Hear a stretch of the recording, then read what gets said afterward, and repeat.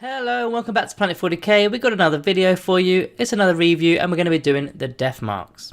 So we're going to be going through the datasheet, then we're going to be talking about some advanced tactics, about the secondary objectives and their roles within the game.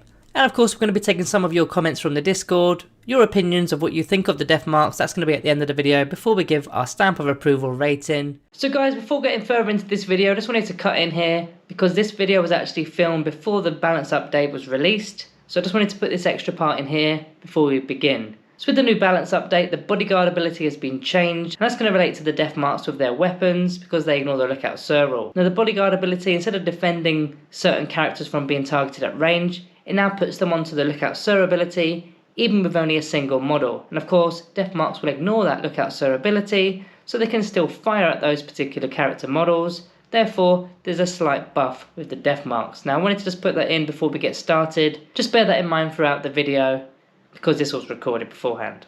So without further ado, let's get on with the video.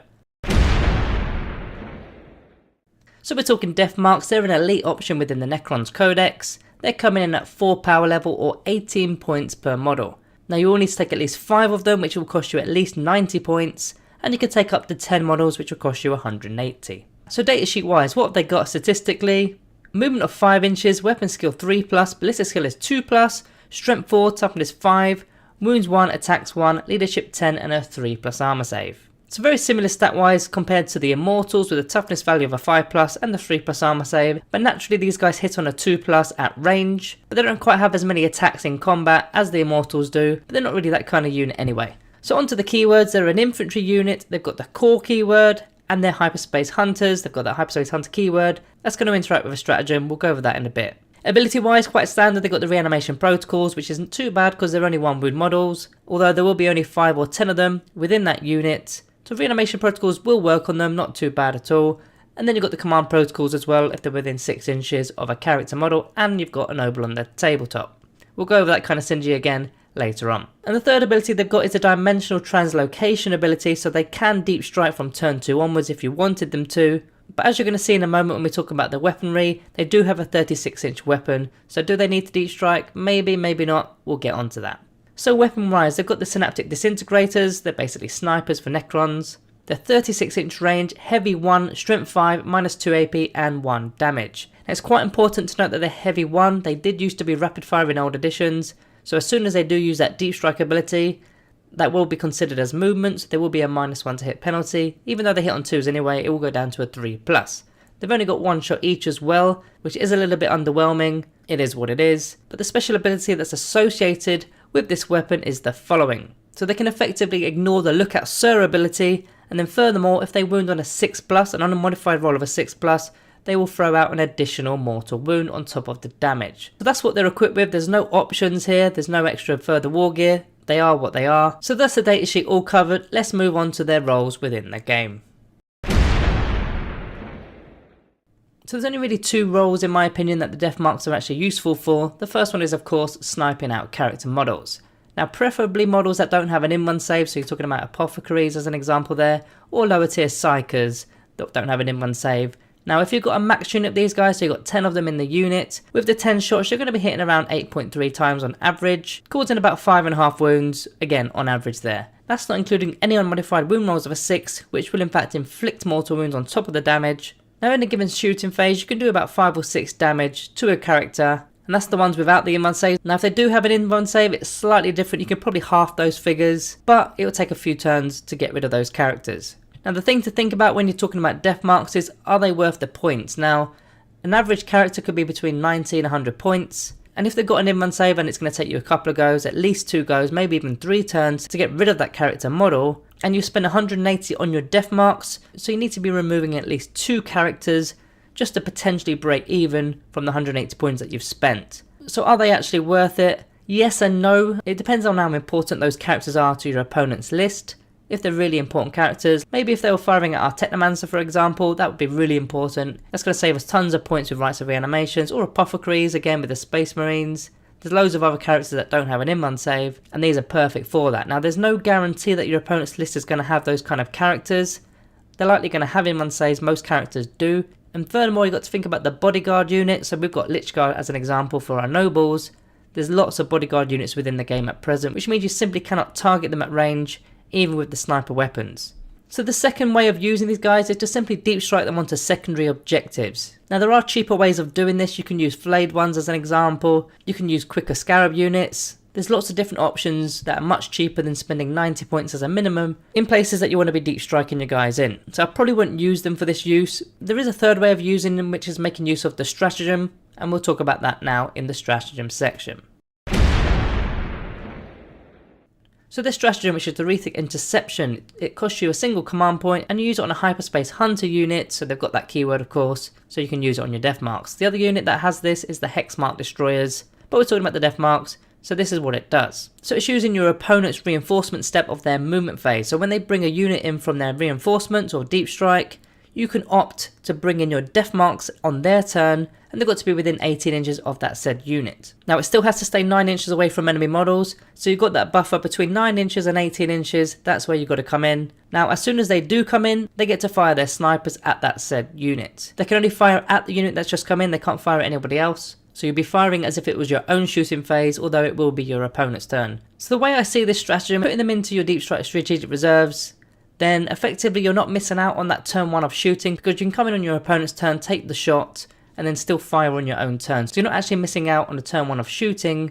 However, you're not going to select your target, because as soon as say a Terminator unit comes in and they're deep striking in, you've got to target that Terminator unit. But sometimes you can use it to actually clear out a unit before it's even got to attack you. Again, if you're using assault Terminators and you clear off those Terminators, you're probably not going to clear off Terminators to be honest, but if you manage to take away a couple of models within that unit, you're going to lower the chance of losing models when they come for the charge in their turn. So you can use it effectively, although I don't think it is the most effective stratagem we've got.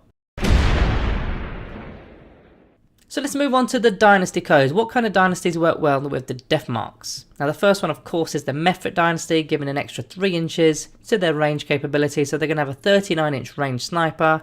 Then furthermore, if they're within half range, you get the extra bit of AP, so it becomes a -3 AP weapon. And what I quite like about the Mephit Dynasty is their stratagem, which is Talent for Annihilation. For 1 command point, any unmodified wound rolls of a 6 will inflict a mortal wound. Now that may sound quite familiar, because their Synaptic Disintegrators also have that ability, so these abilities will stack up. So if you wound on a roll of a 6, you're going to inflict 2 mortal wounds on top of the damage, not just the 1. Now with Talent for Annihilation it is capped at 3, but you're not likely going to get 3 6s to wound, even with a 10-man unit. But these mortal wounds can stack up, especially when you're firing at a character model. Now my dynasty that I play in the Nihilak Dynasty, objective secured, which is obviously very handy. Also -1 AP weapons become no AP weapons for your opponents when they're targeting your Deathmarks within your deployment zone, and maybe they're going to be in your deployment zone because they've got that 36-inch range, they might not have to go too far.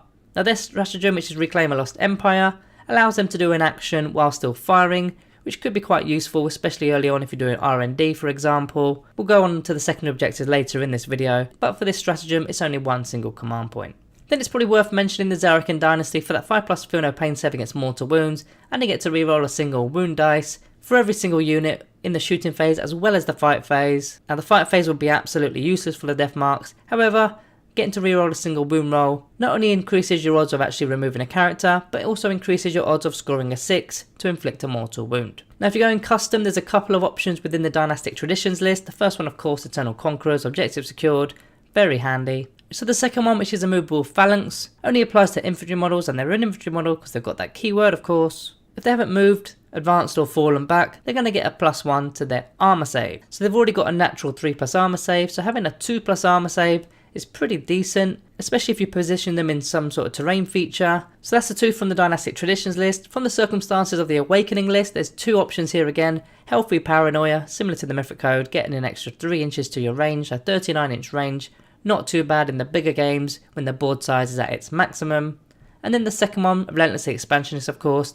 Now the reason why Relentlessly Expansionist is pretty good for Deathmarks is it just gives you a better firing lane. If you deploy them in your deployment zone and your opponent has completely hidden their characters from view behind some sort of terrain feature, if you've got that 6-inch ability to be able to move pre-game, maybe you get a target all of a sudden. Whereas without Relentlessly Expansionist they may not be in line of sight. So it just gives you that little flexibility pre-game, and it will probably catch out quite a lot of opponents as well. So now we're on to the next chapter of this video, which is the unit size. Now we've already kind of briefly touched upon unit sizes. For me, you have to have a max unit of 10 of them, just to try and break even by removing at least 2 character models from the board. That's going to cost you 180 points, and you would hope those 2 character models will be around that sort of price range. Now, if you wanted to take a minion of 5 of them, that's going to be for your secondary objectives or just sitting on a primary objective to be scoring your primary points. However, there are better options within the codex. Again, flayed ones, canoptic scarab units will probably do this much better for much cheaper.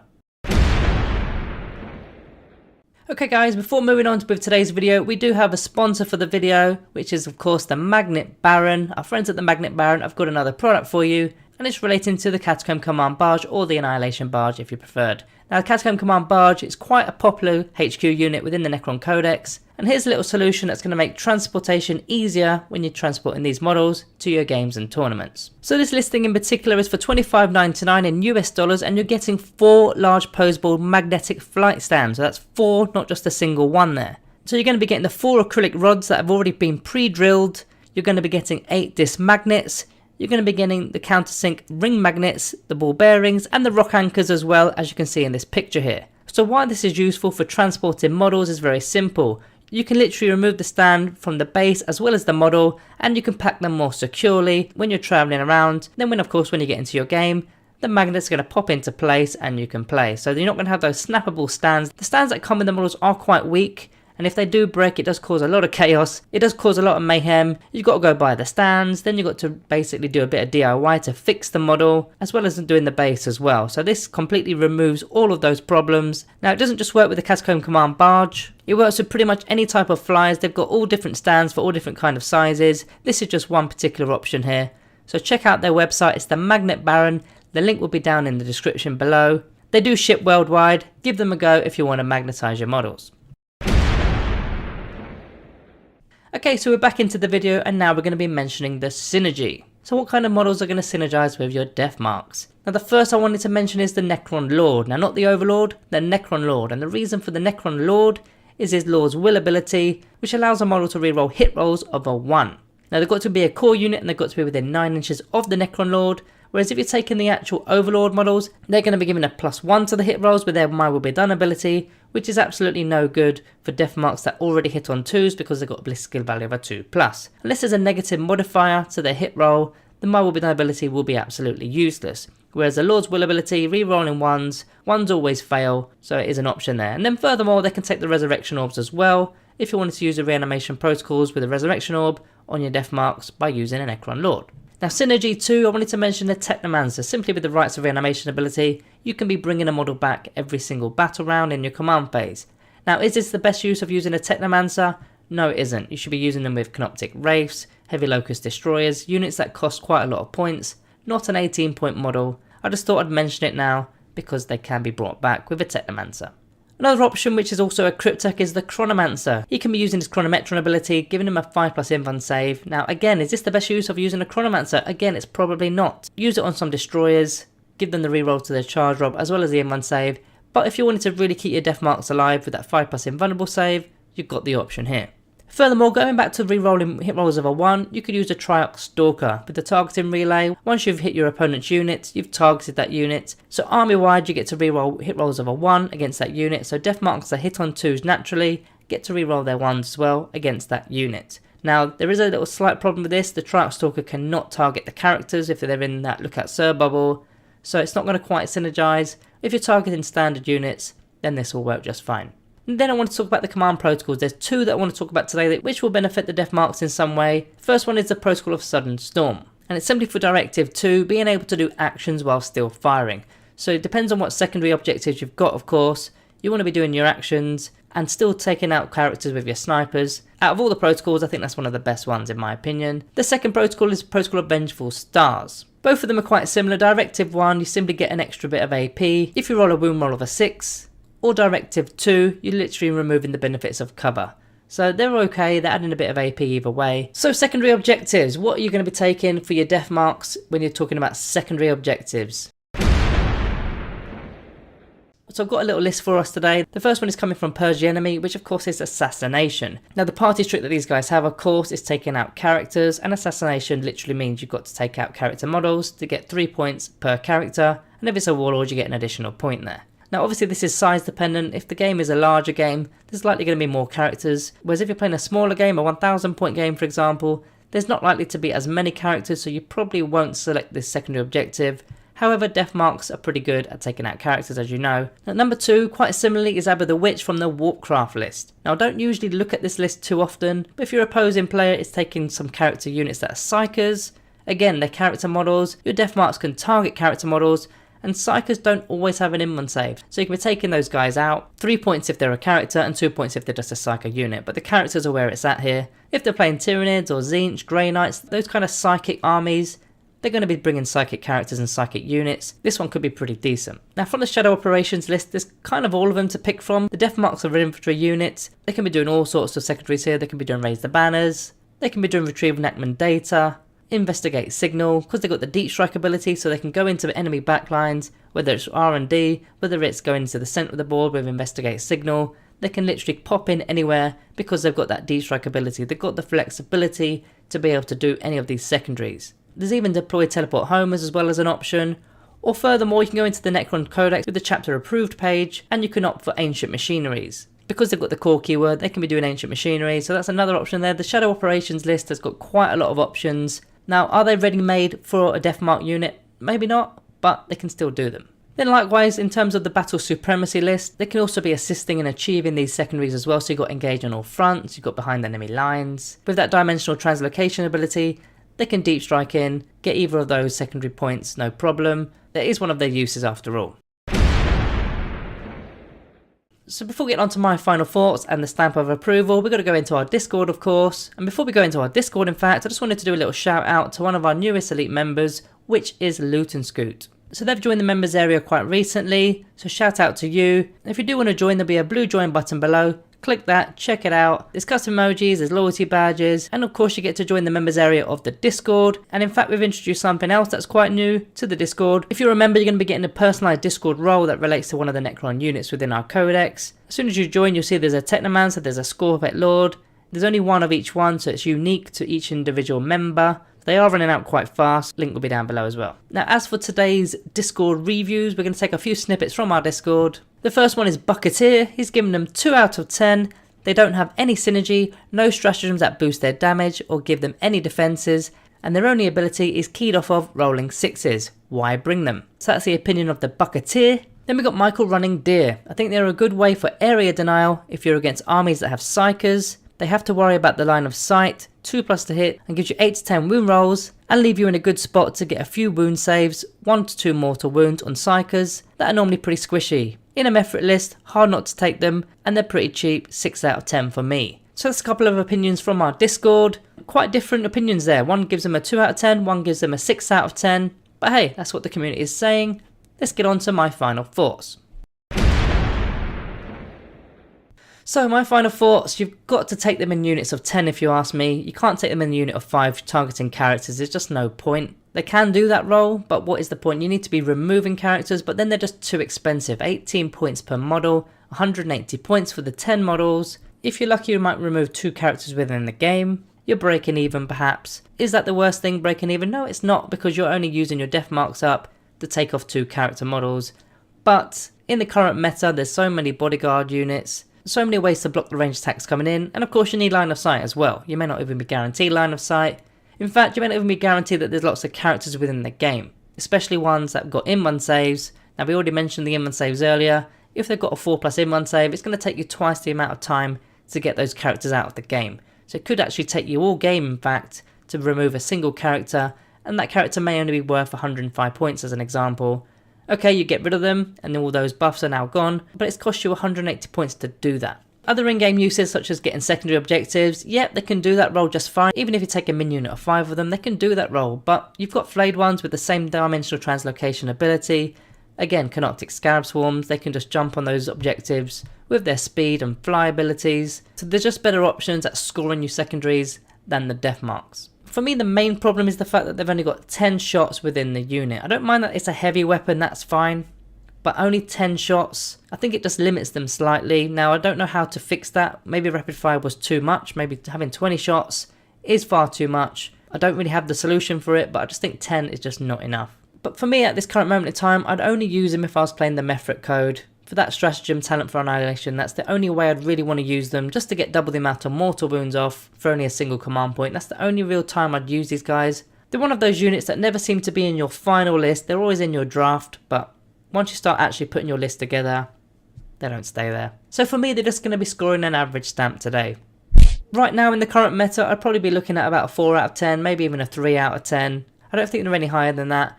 That's what I think. Please let me know what you think below. We've had a couple of different opinions in the Discord already, so let us know below. Also, if you haven't already, join the Discord as well. There's loads of people in there at the moment, chatting about all sorts. New members are popping in every day, and there's plenty of channels to get involved in. So other than that, guys, you know what's coming. All that's left to say, thank you all for watching. See you next time.